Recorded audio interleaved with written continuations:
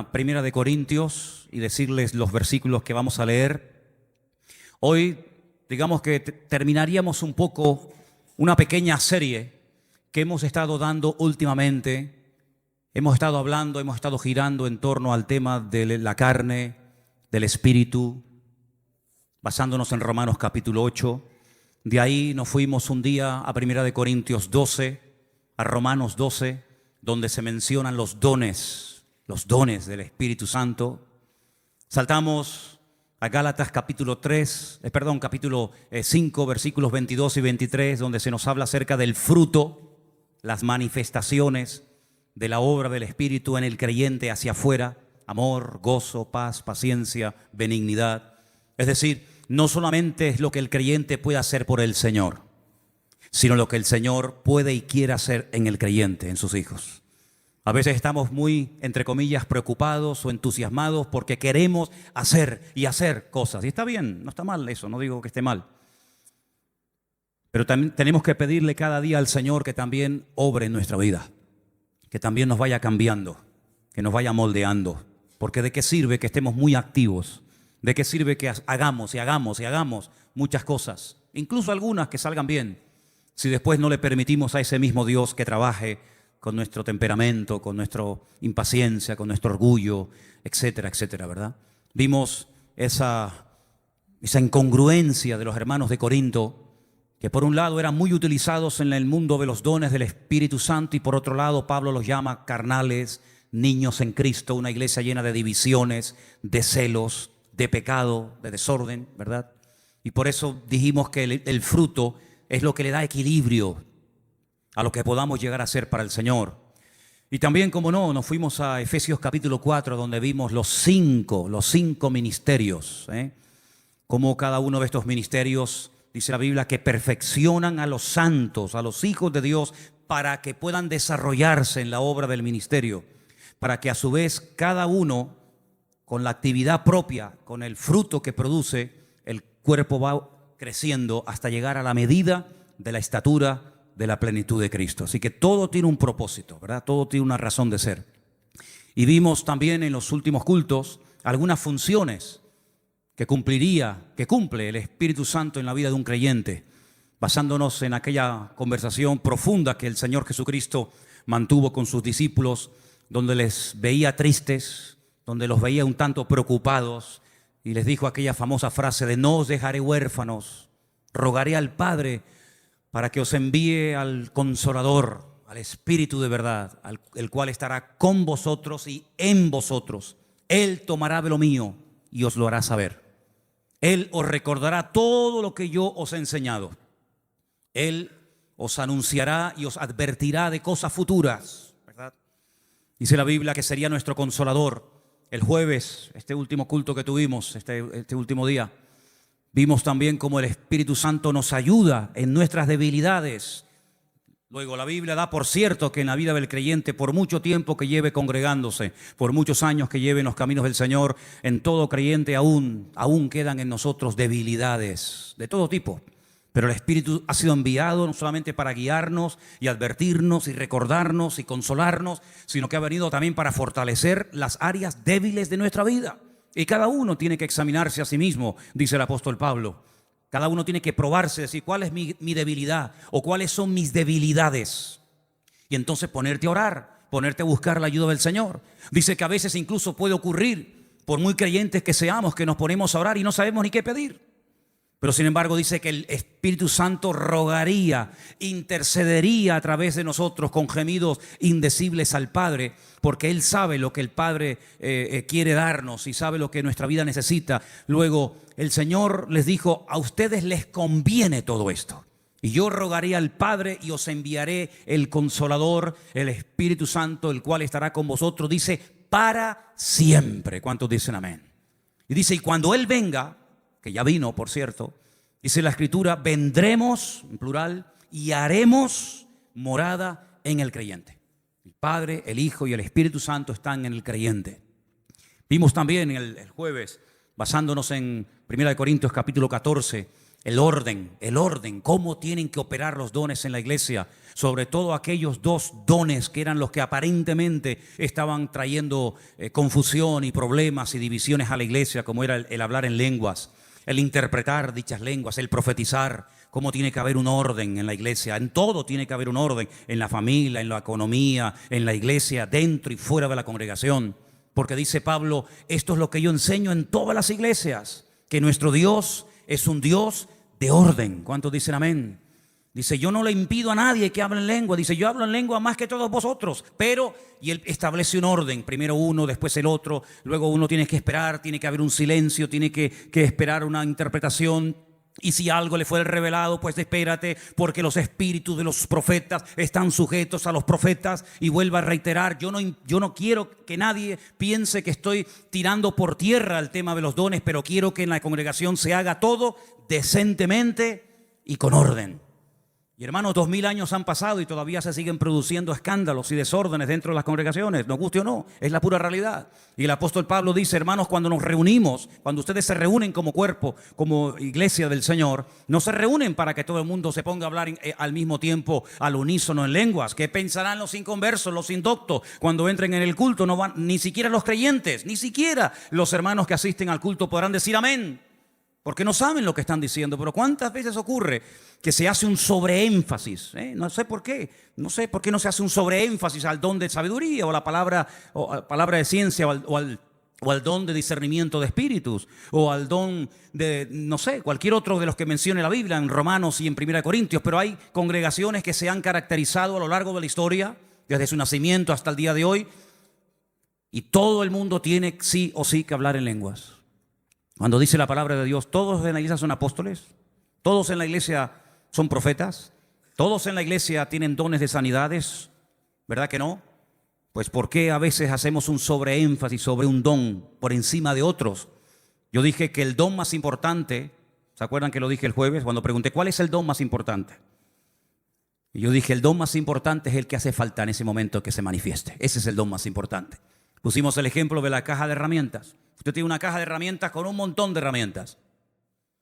¿Cuál es la más importante? Todas son importantes. Depende de lo que quiera hacer. Si quiere martillar, si quiere cortar, si quiere apretar, si quiere sacar. Depende de lo que usted quiera hacer. Tendrá que utilizar una u otra herramienta. En la iglesia dice la Biblia que nos ha puesto el Señor como los miembros del cuerpo humano. ¿Cuál es el miembro más importante del cuerpo? ¿Los ojos o la boca? Bueno, una vez le dije a una hermana, usted evidentemente no tiene el don de lenguas. Pero tiene una lengua que parece un don, ¿Cuál es el miembro más importante del cuerpo? ¿Los oídos o los pies? Pues depende, hijo. Si quiero ir de aquí a la esquina, el oído no me sirve. Los pies. Pero si quiero escuchar lo que usted me está diciendo, ¿qué es más importante, los pies o el oído? Entonces, hay muchos miembros en el cuerpo, igual que en la iglesia.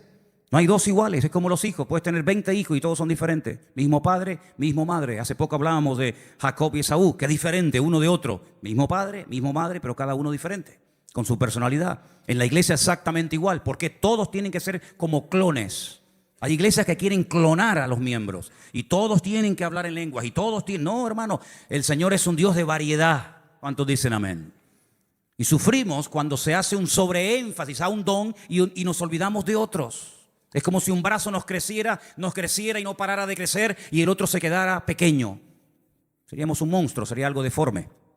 En la iglesia, en el cuerpo de Cristo, todo creyente tiene el deber, tiene la obligación de descubrir cuál es su don o sus dones. Como mínimo, todo creyente tiene uno, como mínimo. Pero lo que ocurre es que muchas veces hay dones que son complementarios. Sin este no opera. Si usted tiene este pero no tiene este, es como si usted remara con un solo remo. ¿Qué ocurre? Comienza a dar vueltas en círculo y no avanza. En la iglesia avanzamos cuando cada uno ocupa su lugar. Lo peor que hay es cuando este quiere ocupar el lugar del otro y el otro quiere ocupar el lugar de este y se producen competencias y se producen rivalidades.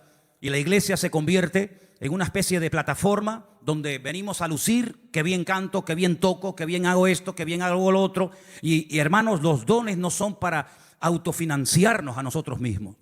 Los dones no son para catapultarnos a nosotros mismos y demostrarle al mundo o a los creyentes lo sabio y lo bueno que somos, sino que los dones y todo lo que hacemos es para la gloria y la honra del Señor y para levantarlo solamente a Él en alto, dice la Biblia. Y cuando Él sea levantado en alto, dice la Biblia, los hombres serán atraídos hacia Él. Y si queremos ahondar más en esto, en Juan capítulo 3, el Señor Jesucristo le dijo a un rabino muy famoso de su época llamado Nicodemo: y hasta que el Hijo del Hombre no sea levantado en alto, pero bien en alto, como Moisés levantó la serpiente en el desierto, pues los hombres no serán atraídos hacia Él. Y eso es lo que queremos en la iglesia. En la iglesia no queremos que la gente se enamore del pastor, ni que la gente quede prendida con el cantante, ni que la gente quede entusiasmada con el maestro de la escuela dominical, o con el responsable de los jóvenes, o con la hermanita de no sé qué. No, nosotros en la iglesia queremos pasar desapercibidos. Y queremos que la gente mire a Cristo y que vayan a Cristo a través de nosotros. ¿Cuántos dicen amén? Y si a alguien se le ocurre levantarse y ocultar el rostro y ocultar la importancia de mirar y de adorar al Señor, esa persona está totalmente fuera de lugar, le está robando la gloria a Dios, y no queremos que en la iglesia nadie le robe la gloria al Señor. ¿Cuántos dicen amén? Ahora, cuando el Señor dice: yo enviaré el Espíritu Santo, la pregunta es: ¿enviarlo a dónde? Sabemos que eran los creyentes, sabemos que esa conversación la mantuvo el Señor con sus discípulos, con los creyentes de la época.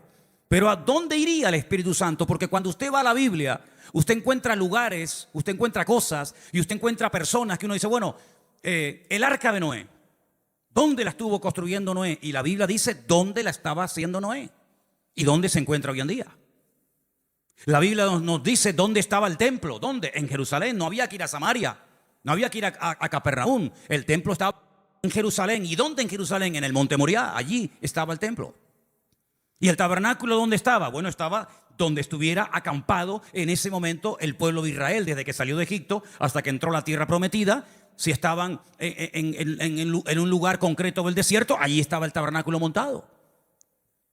¿Y dónde estuvo el pueblo de Israel como esclavos durante más de 400 años? En Egipto. ¿Y dónde estuvieron, digamos también, no como esclavos, sino estuvieron cautivos durante 70 años? En Babilonia.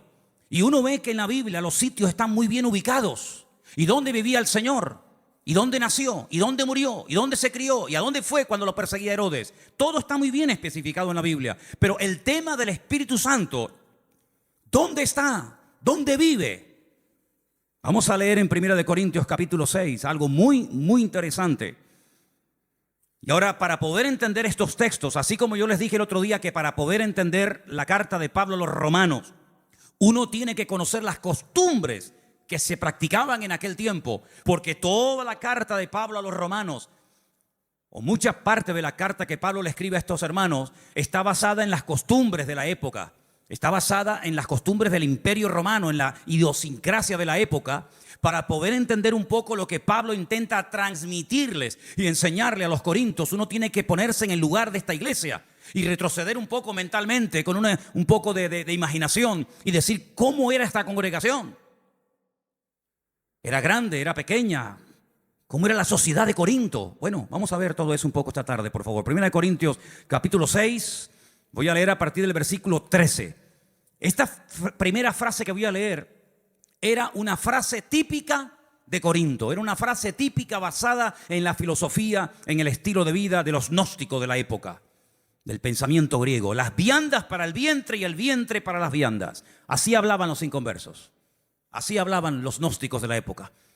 Las viandas, la comida es para el estómago y el estómago es para la comida. Pero ahora Pablo utiliza esa frase y dice: pero tanto lo uno como lo otro destruirá Dios. Y ahora viene una enseñanza realmente revolucionaria a través del apóstol Pablo. Porque lo que Pablo va a transmitir aquí, que para nosotros es normal y decimos amén y no hay ningún problema, en aquella época nadie hablaba, nadie se expresaba así, sino más bien todo lo contrario. Pablo dice algo tremendo. Durante siglos se creyó todo lo contrario, que el cuerpo no es para la fornicación, sino para el Señor, y el Señor es para el cuerpo. ¿Cuántos dicen amén? No tenemos ningún problema en explicar mucho esto, pero les dije, hay que retroceder 2000 años atrás y meternos en la mentalidad y en la cultura de aquella época donde se decía que el cuerpo era malo. El cuerpo, como decían los filósofos griegos de la época, es la cárcel del alma, la tumba.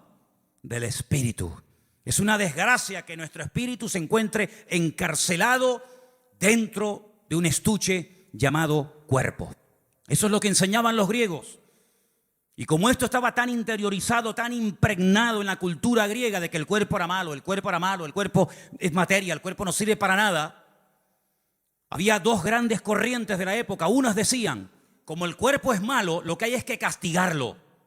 Y había gente en aquella época que se flagelaban y se mutilaban y se subían a lo alto de una columna y estaban años y años, se amarraban un brazo a la espalda o una pierna a la espalda y se hacían daño y se torturaban porque el cuerpo era malo y había que torturarlo y había que castigarlo.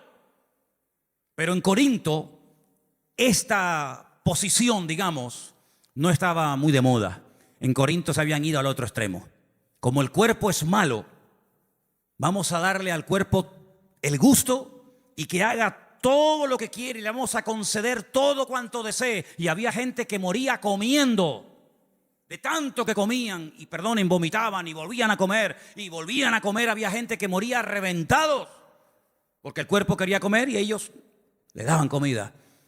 Había un templo a la diosa Afrodita y en ese templo dice la historia secular que había 1000 jóvenes, 1000 prostitutas, entre comillas, sagradas.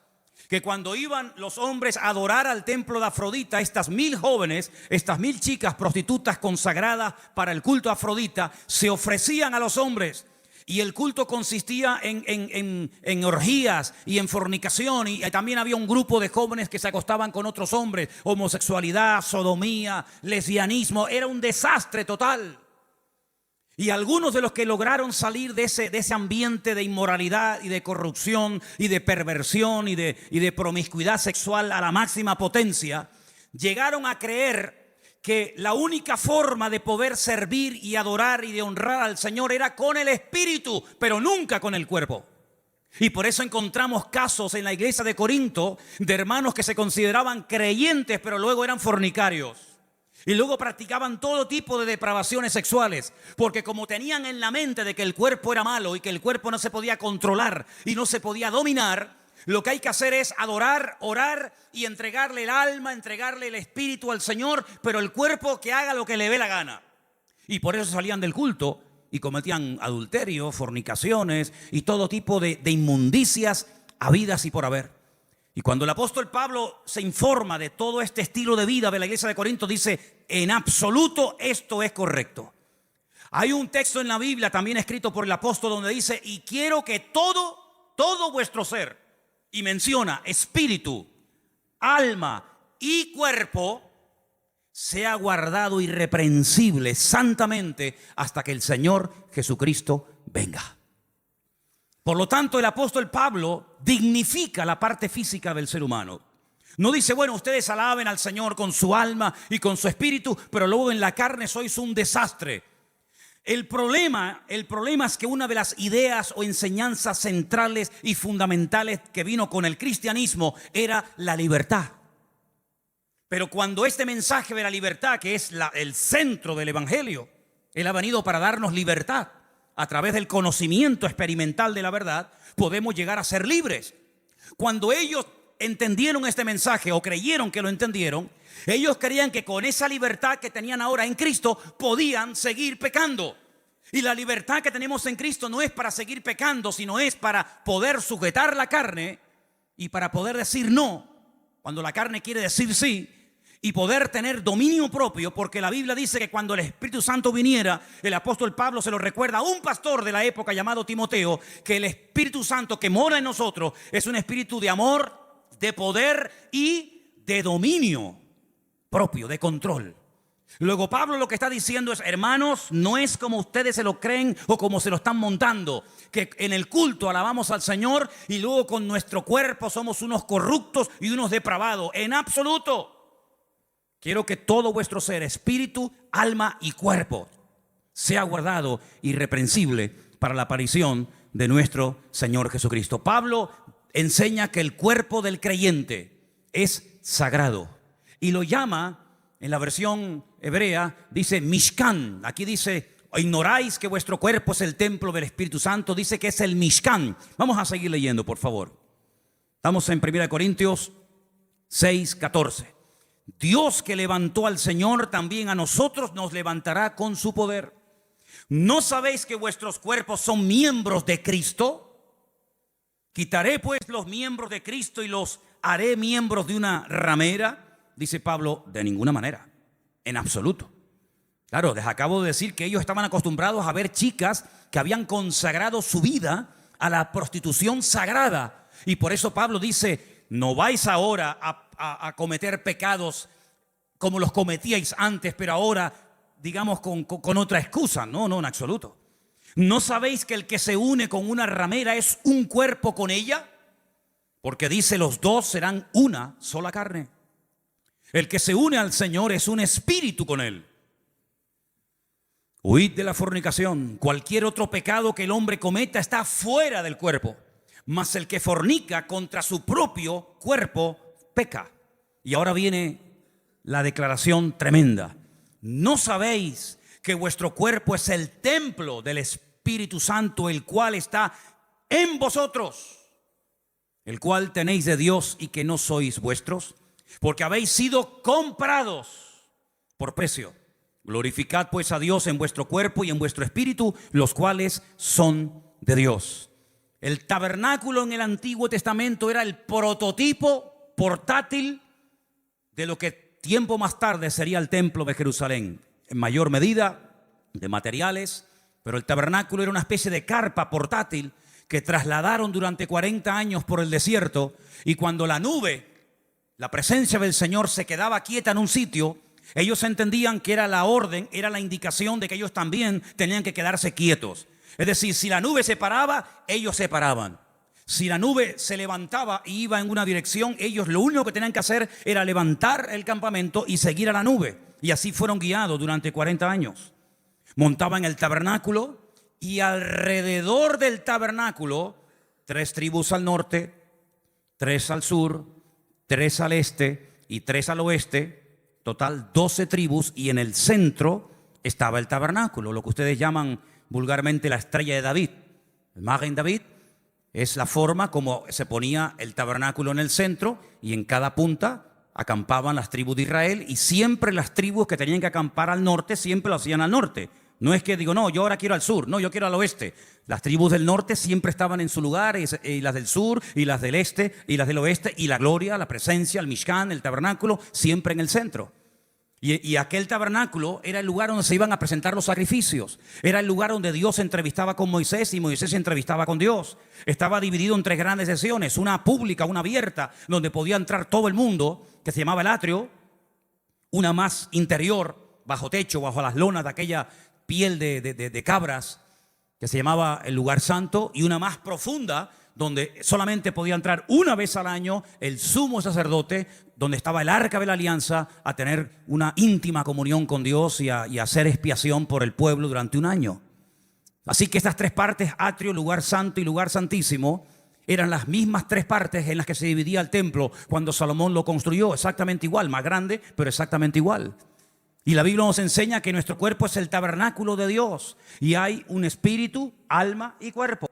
Y cuando Jesús dice, yo soy el camino, la verdad y la vida, está describiendo el camino que había desde el atrio, pasando por el lugar santísimo y llegando finalmente, pasar lugar santo y llegando finalmente al lugar santísimo donde estaba la presencia del Señor. Si estamos en el buen camino, podemos experimentar la verdad, y la verdad nos lleva hasta la vida, y la vida es nuestro Señor Jesucristo, ¿verdad?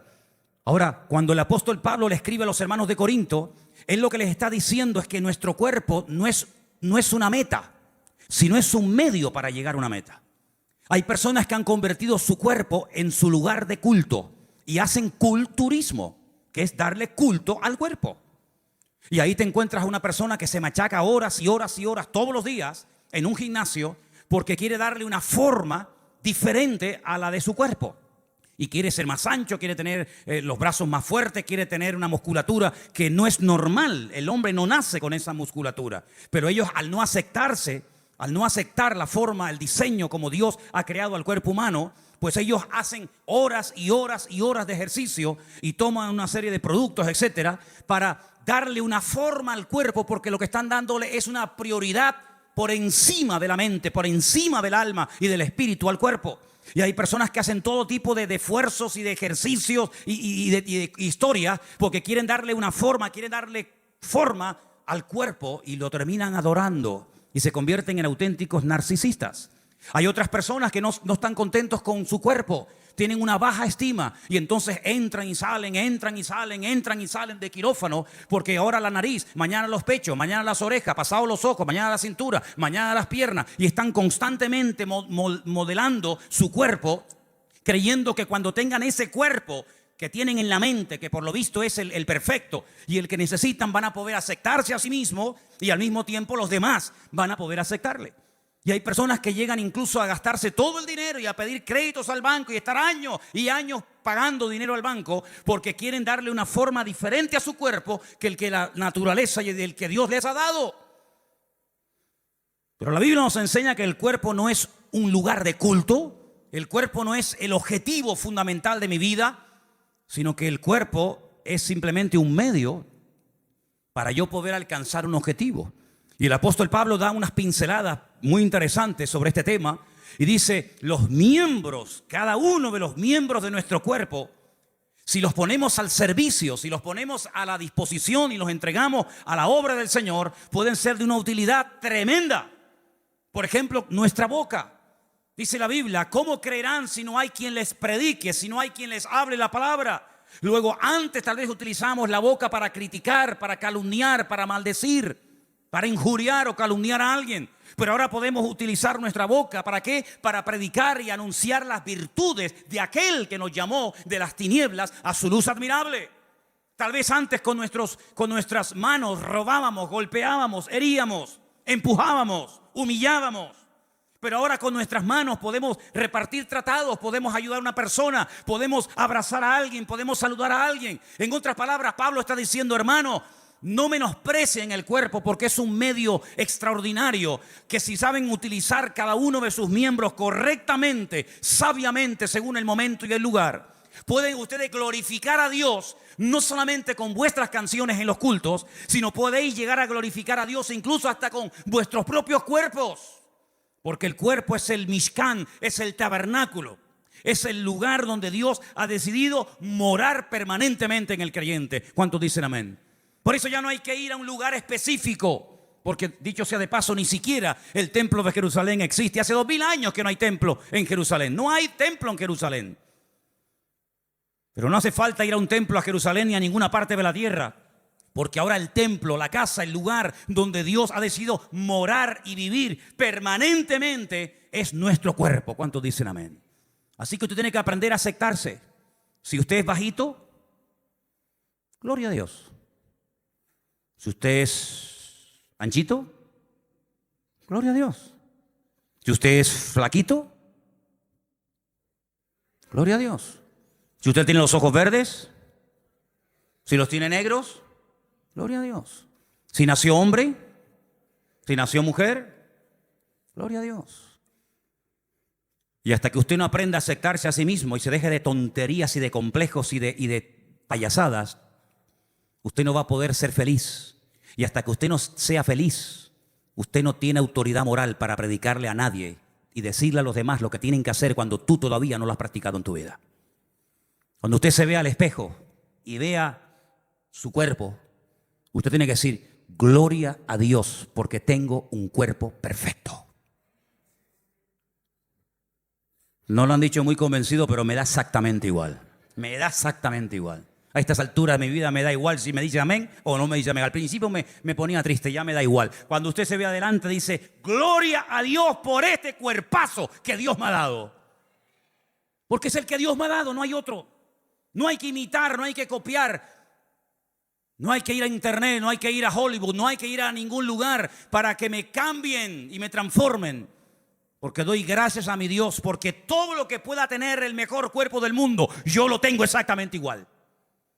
Y las medidas, el tamaño, el color, el sexo, todo lo que Dios me ha dado, yo doy gloria a Dios.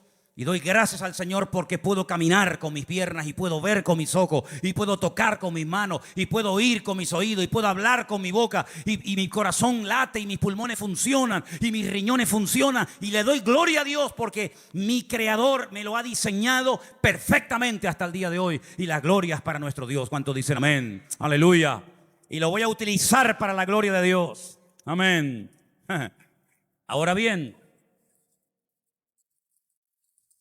también los gnósticos y los griegos de la época tenían una frase, un eslogan. Versículo 12. Ellos decían, todas las cosas me son lícitas.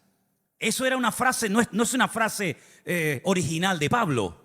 No, eso ya lo decían los griegos. Todo me es lícito. Es decir, puedo hacer lo que me da la gana. Y Pablo la utiliza. Y Pablo dice, sí, todo me es lícito, pero él añade algo más. Mas no todo conviene. Todas las cosas me son lícitas, mas yo no me dejaré dominar de ninguna de ellas. Y eso sí que no lo decía nadie. Eso es la enseñanza revolucionaria y transformadora del Señor a través de la pluma de Pablo. El mundo lo tenemos allá afuera. Podemos tomar café, sí, pero nunca me dejaré dominar por el café. ¿El café es bueno? ¿Por qué no? Pero yo no me voy a dejar dominar. Y si no tomo café un día, me entra la paranoia y estoy que me subo por las paredes. Entonces tienes que dejarlo, amigo, porque entonces ya te domina. Sí, pero todo el mundo toma, sí, pero a ti ya te controla. A ti ya te domina. Entonces tienes que dejarlo. ¿Y la televisión no se puede ver? ¿Quién dijo que no se puede ver la televisión? A ver, ¿quién dijo eso? Yo me acuerdo de un famoso predicador, ya está en la presencia del Señor. Durante muchos años en los estadios donde predicaba se llevaba un montón de televisores y se liaba a martillazos con la televisión y los rompía porque decía literalmente la televisión es el cajón del diablo. Y rompió televisores hasta decir basta. Hasta que él tuvo un canal de televisión cristiano. Y ahora ya no es el cajón del diablo. Ahora pedía ofrendas y ofrendas y ofrendas y donativos para poder predicar el evangelio a través de la televisión. Entonces, ¿en qué quedamos? ¿Es el cajón del diablo? ¿O hay que mandarte ofrendas para que lo utilices para predicar el evangelio? No es el cajón de nada. Es lo que tú quieras convertirlo. Si es malo para ti, apágala y tírala a la basura. Pero si simplemente es un medio para predicar el evangelio o para una tarde tranquilamente con tu familia, ver una película, o eso es un pecado mortal. Yo no puedo sentarme con mi familia a mi casa una tarde a ver un partido de fútbol o a ver una película. ¿Quién dijo que no? Los fanáticos, los que ven el diablo y el pecado por todos los lados. Todo me es lícito, pero no me dejaré dominar por nada. Ahora, si usted se levanta por la mañana y empieza a ver y ver y ver un culebrón, otro culebrón, una película, otra película, y son las 4 de la madrugada y usted no se ha levantado del sillón, entonces usted tiene un problema, no la televisión. Usted es el que tiene el problema. Y Pablo dice, todo me es lícito, pero yo no me dejaré dominar por nada. El ordenador es malo. Mire, ¿dónde están? Ahí, estaba mirando para allá. Ahora, ¿cuánta gente hay ahí? ¿De dónde hay gente, hermanos? ¿De Estados Unidos? De Israel. Ahora mismo en directo hay hermanos de Estados Unidos, probablemente sea nuestro hermano Adán con su esposa, y hermanos de Israel que nos están viendo ahora mismo en directo. Damos un aplauso para ellos, que lo oigan bien fuerte. Amén. Señor los bendiga grandemente. ¿La tecnología es mala? No, mire hermano, estamos llegando ahora en directo en este momento. Estamos llevando el evangelio a hermanos que están en Israel, en otro continente, que están en Estados Unidos. Pero si usted está todo el santo día delante de un aparato, de un ordenador, y venga a contar cosas, y venga a ver tonterías, y venga a darle lugar al diablo, y cuidado con el fuego, entonces el problema no está en el ordenador, el problema está en usted, que se ha dejado dominar y controlar por la tecnología, en vez de utilizarla para la gloria de Dios y para la predicación del evangelio. Por lo tanto, queridos hermanos, lo que el apóstol Pablo está diciendo, sí, ustedes dicen todo me es lícito, pero yo les digo sí, pero añado algo más, pero no todo conviene. Porque en el momento en el que algo o alguien me domine y me controle mi tiempo, mis palabras, mi salida y mi entrada, entonces tienes que reconocer, querido, que tienes un gravísimo problema en tu vida. Y tendrás que pararte y decir, Dios mío, libérame de esto. Ahora, ¿qué ocurría con las hermanitas que iban a la iglesia y que habían sido prostitutas en el templo de Afrodita? Porque claro, hablamos de los hombres que iban antes de convertirse al templo de Afrodita y cometían fornicación. Incluso después algunos de convertirse seguían porque decían, bueno, con el cuerpo peco, pero con el espíritu alabo al Señor. Y Pablo dice, no No es por la mañana con Afrodita y por la noche con el Señor. No es con el espíritu al Señor y con el cuerpo al diablo. No. Pero ¿y qué pasaba con las hermanas que habían estado en ese culto a Afrodita, que eran prostitutas sagradas y se convertían al Señor? Cuando entraban por la puerta de la congregación, todo el mundo las reconocía. ¿Por qué? Hombre, vamos a ver, si las prostitutas tienen una forma de ser y una forma de andar y una forma de vestirse muy característica, ¿sí o no? Pero no era por eso. Es porque aquellas mujeres tenían el pelo rapado al cero, como una bola de billar. No tenían pelo. Esa era la forma como ellas consagraban su cuerpo a la promiscuidad sexual. Se rapaban completamente el pelo. Y toda mujer que fuera por la vida, por la calle calva, es que había ejercido la prostitución. Y ahora esas hermanas venían a la iglesia, y usted sabe que en la iglesia hay de todo. Hay algunos que dirían: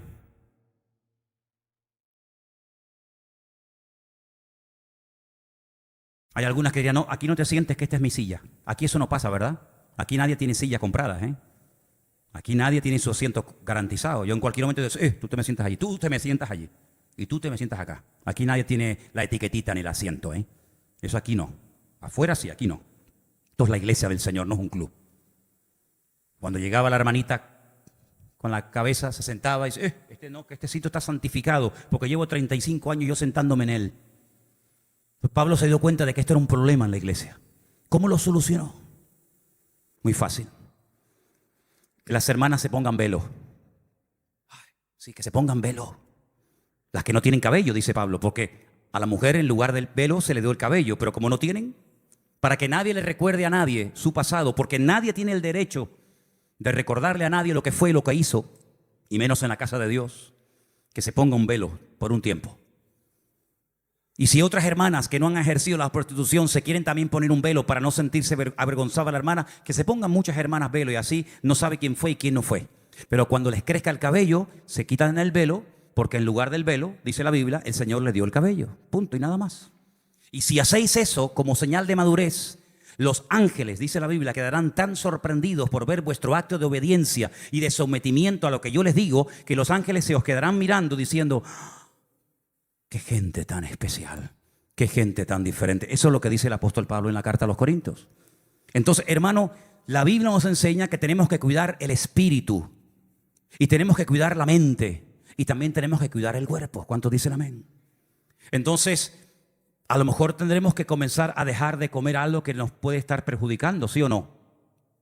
¿Sí o no? A lo mejor algunas personas tienen que hacer algo de ejercicio, que hace mucho tiempo que no hacen ningún ejercicio y ya les están saliendo un poco, se les está bajando el pecho a los hombres, no se les está bajando el pecho, ¿no? Y ya no se miran el último botón de la camisa o el cinturón, ¿no? Tendremos que cuidarnos un poco, porque dice la Biblia que con el cuerpo hay que glorificar a Dios. Y si en esta tarde entráramos a la iglesia y viéramos todo tirado, todo sucio, todo desordenado, sería una vergüenza. ¿Pero qué tipo de iglesia es esta? Todo sucio, huele mal, nadie colocó la silla, nada está en su sitio. Pues exactamente igual tiene que haber en la vida de todos y de cada uno de nosotros. Tiene que haber un orden, tiene que haber limpieza.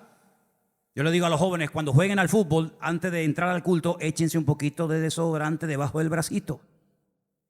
Porque no es un olor muy agradable para alabar al Señor cuando han estado ahí sudando.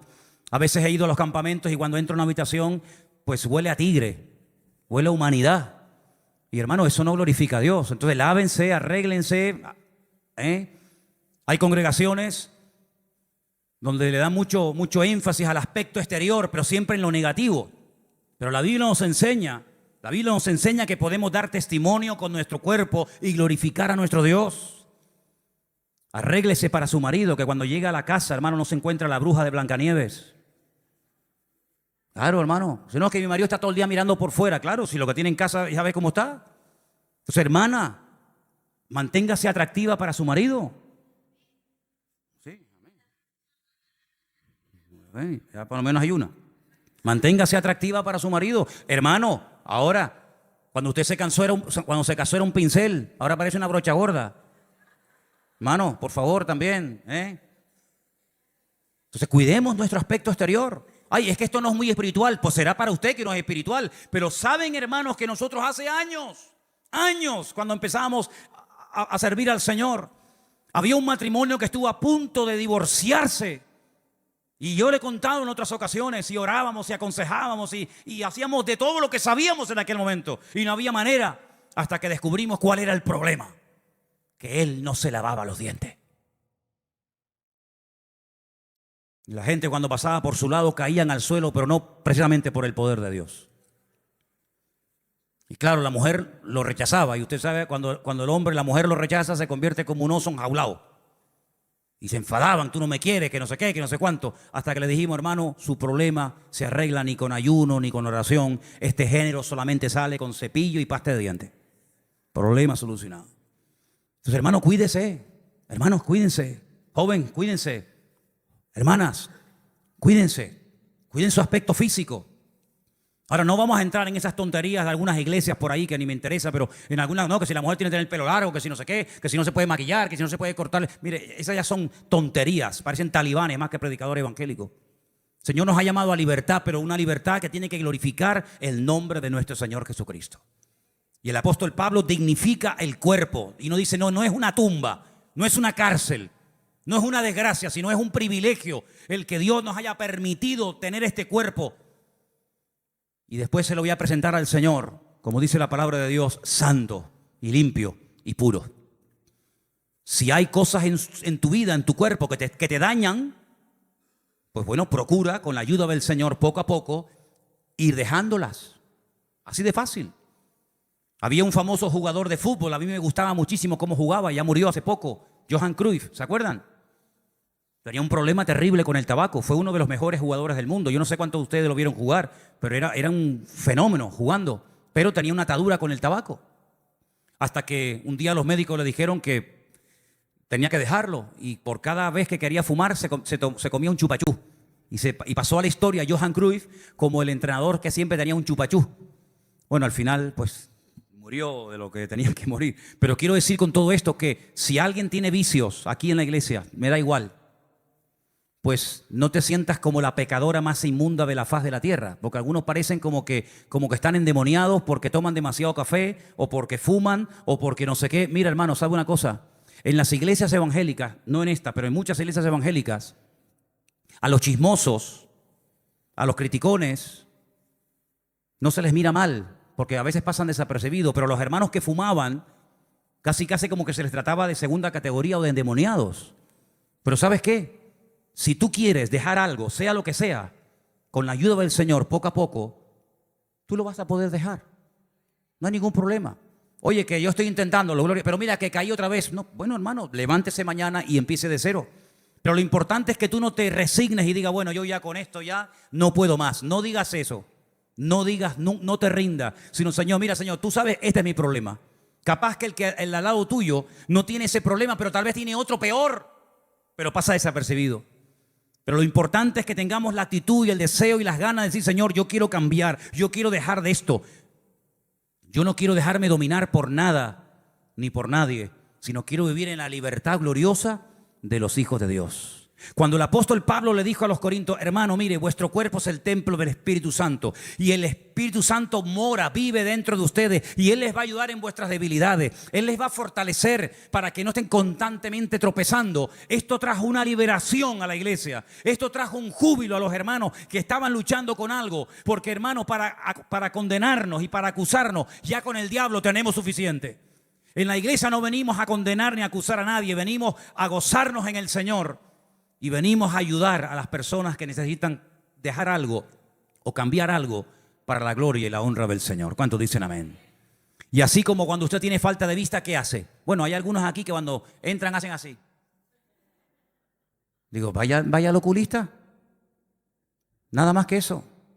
Y así como vamos al médico en algunos momentos de la vida, cuando tenemos necesidad, si su cuerpo, espiritualmente hablando, tiene una necesidad, tenemos al médico divino. Señor, yo quiero dejar esto. Pero tienes que decir lo que te voy a decir ahora, porque si no, no va a funcionar. Tienes que decir, Señor, yo tengo esto, cada uno sabe, pero diga esto, porque si no lo dice no funciona, te repito. No puedo dejarlo. No diga, no, yo lo dejo cuando quiera. No funciona. No funciona. Tienes que decir, Señor, yo tengo esto. Cada uno está pensando en lo suyo, ¿sí o no? Y tienes que añadir la frase: Señor, tengo esto y no puedo. No puedo. No puedo. Me controla. Me domina. Es más fuerte que yo. Parece mentira, pero tengo que confesarte que yo con esto no puedo. Y entonces le dice: Señor, pero como tú eres todopoderoso, yo te pido que la fuerza de voluntad que yo he perdido, porque hay vicios, no todos, pero hay algún tipo de vicios que tienen una característica en común, y es que anulan la voluntad de la persona. La anulan. Y como ya lo has practicado y lo has hecho tanto, la voluntad no existe.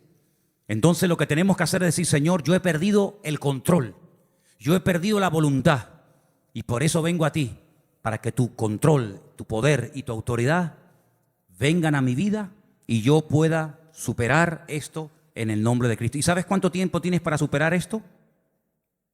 Toda la vida. Toda la vida. Tienes de aquí a que te mueras para ir superando todo con la ayuda del Señor. Quiero que ahí donde estás cierres tus ojos y le digas: Señor, gracias por mi cuerpo. Así de fácil. Gracias por el cuerpo que tú me has dado. Y gracias porque ninguna condenación hay para los que estamos en Cristo Jesús, Señor nuestro. No hay condenación. La condenación te la pones tú encima. No le eches la culpa al Señor. Tú eres la que te estás condenando. El Señor no condena. El Señor viene a salvar, no a condenar. Luego, cuando vienen pensamientos de condenación, no son pensamientos de Dios. Es el diablo el que viene y te acusa y te señala con el dedo y te dice: ¿y tú? ¿Y tú que eres creyente o cristiana de hace tantos años y todavía esto y aquello? En el nombre de Jesús, sí, es verdad. Todavía tengo esto, pero el Señor, es mi Salvador, es mi Dios. Y con la ayuda del Señor lo voy a ir superando. Hay casos, y se han contado aquí, de personas que así, de un momento para otro, han dejado algo fulminante. Pero generalmente no suele ser así. Generalmente lleva tiempo. Porque el cuerpo se ha habituado tanto a eso. Y muchas veces el Señor hace que tengas que pelear cada día para que no te confíes y bajes la guardia y digas: ya lo he superado. Y ahí viene el enemigo y te da el palo otra vez. Señor, yo no puedo con esto. Yo confieso mi impotencia, yo confieso mi incapacidad, pero todo lo puedo en Cristo que me fortalece. Y el Señor está conmigo, y mayor es el que está conmigo que el que viene contra mí. Y con tu ayuda y con tu respaldo y con tu bendición, yo me levanto y declaro victoria, Señor. Y sé que tú estás conmigo y no me has desechado, porque mis debilidades nunca van a anular el poder y el efecto de la sangre de Jesucristo en mi vida. Gracias, Señor, porque el diablo ha sido derrotado y vencido en la cruz. Y yo estoy juntamente con Cristo, aunque todavía en mi cuerpo hay debilidades y carencia, pero yo soy un hijo tuyo y yo quiero que en esta tarde tú confieses victoria. Ya bastante derrotas confesado y vivido. Confesar victoria. El Señor está conmigo. Soy un hijo de Dios. El poder del Señor está conmigo y yo en el nombre de Jesús soy más que vencedor.